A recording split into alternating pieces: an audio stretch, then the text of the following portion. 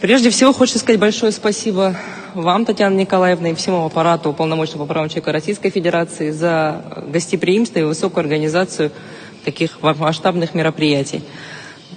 И, наверное, особую благодарность хочется сказать за ваши слова, потому что в действительности голос Республики Абхазия, как голос Приднестровско-Молдавской Республики, Южной Осетии, да и многих других государств, трудно слышит мировое сообщество. Для нас Российская Федерация, в данном случае Институт Татьяны Николаевны Москальковой, является главным рупором для общения с миром.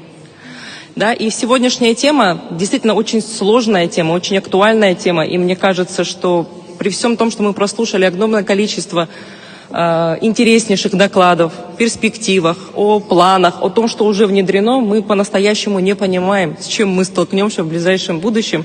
Да, и хочется, знаете, чем закончить сегодняшнюю конференцию, да, что в погоне за развитием искусственного интеллекта, цифровых технологий, самое главное не потерять простую истину. Человеку нужен человек. Большое спасибо, Татьяна Николаевна, за гостеприимство. Спасибо.